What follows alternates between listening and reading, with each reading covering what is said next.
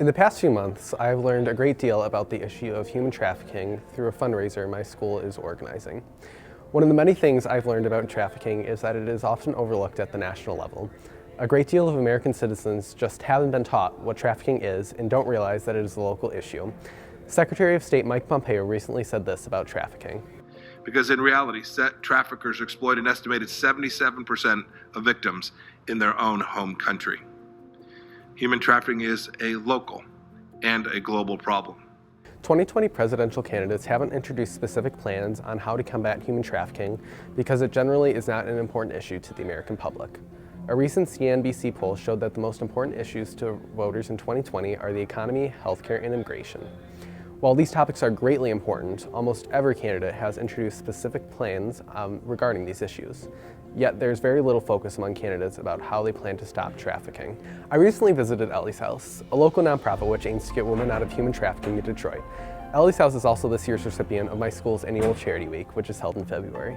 Elli's House provides shelter, food, and basic necessities, as well as career, mental health, and education services to victims. My own state of Michigan is consistently ranked as the second worst state in the nation for human trafficking behind California. Groups like Elli's House are so important in the fight against trafficking. Take a look at this video about my visit to Elli's House.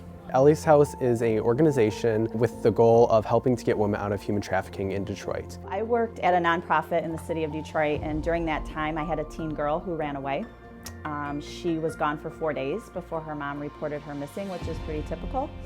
And she was approached by a pimp within 24 hours of being out on the street.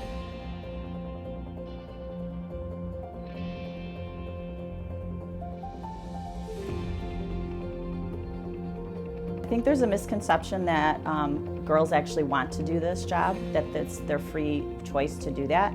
I have yet to talk to one girl on the streets that says this is her lifelong goal and dream. That is not how it works. The other misconception is that they all live in poverty or they come from some type of dysfunctional home. We have a girl on the street from Rochester right now that we've been talking to for almost 2 years, and she was 17 when she came out on the street. She had an argument with her mom, left out through the window in the middle of the night, and is on the street.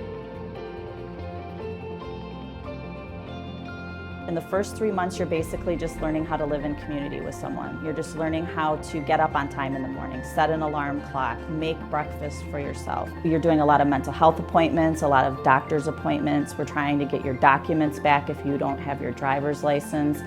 Then the next 3 months after that, we help you if you want to get your GED or you want to start talking about what your goals and dreams are for the future. And then after the end of the 2 years, our goal is that you would have a job and have saved up money. So we provide a stipend every 2 weeks that they have money that they can learn how to save and spend and give. And that you would have enough money saved up to get your own housing and you would have your own job and be self-sufficient.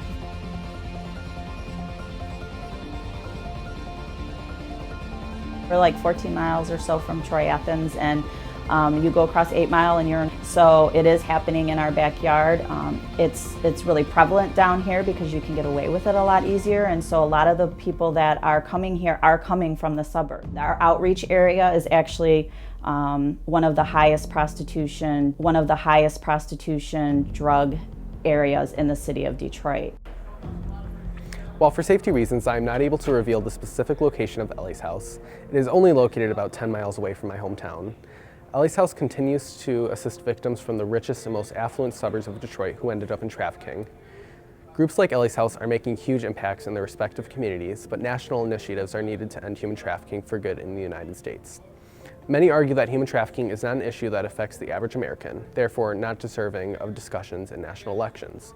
However, human trafficking is an issue that affects every state and every community. Furthermore, there is a strong need of national legislation. Senator Wyden of Oregon recently stated this about the need for legislation while speaking in support of the Allow States and Victims to Fight Online Sex Trafficking Act. It is a profound and tragic failure of American institutions that trafficking continues to plague our country and, in fact, has actually increased. Candidates need to address human trafficking significantly more in the 2020 election. Human trafficking is both a local and a national issue. Furthermore, there is bipartisan support for ending it. The United States is the greatest nation on earth, yet the horrific consequences of human trafficking continue to affect every state and every community.